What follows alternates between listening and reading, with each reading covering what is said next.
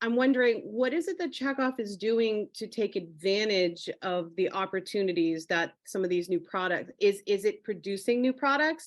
Is it safeguarding the products that are already there? How is Checkoff working to make sure that, farmers can benefit from these opportunities?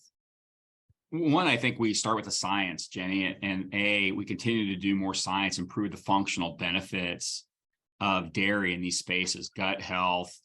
We're doing health and wellness landscape research right now, and looking at the top consumer needs and benefits, and then identifying how do we make sure we have the modern claims to attack those needs and benefits. So emerging areas, whether it's bone science, digestive health, to performance. So one is doing the science, proving the science, and that's why we brought in new collaborations like Mayo Clinic to have that trusted science edge, but then also saying, how do we create new technologies and products to commercialize it and unlock new growth spaces? So we're in the process of looking at new technologies where we can capture, whether it's the whole milk product or some of the functional bioactives of milk in a new modern way that lets us have new claims and new products, whether it's lactoferrin, and lactoferrin has functional benefits like immunity. But you'd have to have 21 glasses of milk to get those functional benefits. Well, if we can do things differently where you can get that in the glass and call it immunity milk, that's what we mean by bringing the combination of technology and science to life. And then pushing it downstream, we're looking at where are these opportunity growth spaces, just like you said. We just brought in General Mills as a partner a couple of years ago, because one of the things we're seeing is this consumer opportunity in the space of digestive health, immunity, and also we're even looking ahead, food as medicine's coming. Drugs can only do so much.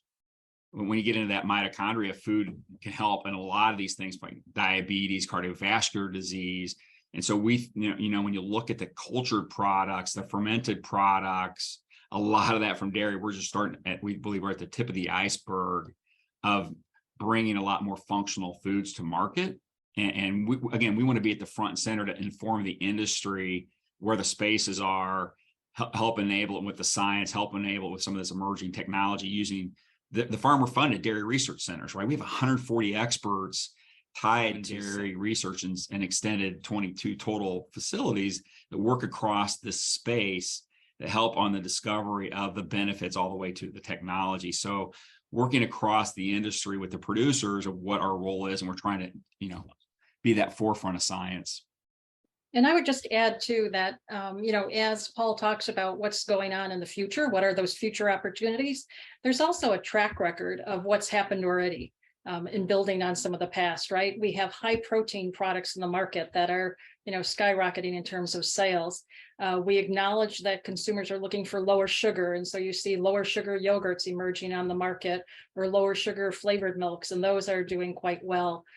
You also see, other areas such as consumers' interest perhaps in some enhanced benefits. Maybe they're looking for more probiotics in their products, or looking for more omega, et cetera. So again, I think the dairy industry has built on some of that in the past. And, the key will be to keep up with where consumer benefits are facing towards the future. And am I correct in saying that in a lot of these scientific aspects and benefits that real dairy can offer, that some of the competition can't really compete in those spaces right now, correct? Oh, correct. When you look at plant-based, from performance, the nutritional benefit, the body of science, nothing. So we're definitely, and then that's what we also work with our communications team to help educate the healthcare professionals, and we can do so much. We also have outside influencers and bringing in the medical profession, whether it's the National Medical Association, who is tied to African Americans, and endorsing and actually educating about the value of dairy, to, like I said, new relationships with Mayo Clinic to say, how can they, with their powerful voice, the number one trusted brand of physicians and consumers, to use them to be that voice of the science for us. And then, and as we look at these opportunity spaces, making sure that we also work across industry one of the things we're talking about is making sure we say the same thing consistently.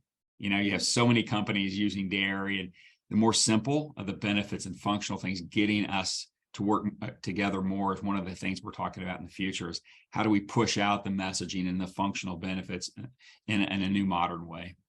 Great. And I will say that I'm so appreciative of the fact that our Checkoff and our farmer funded work is now working and collaborating with the populations we seek to find, and working with the National Medical Association, because we have to understand that while dairy is a wonderful, sustainable nutrition food, it is not digestible and it's not a acceptable diet for many people, but we have the ability to make sure that they can enjoy it and they can be our consumers and they can be our happy, healthy consumers. And I'm so glad to have that.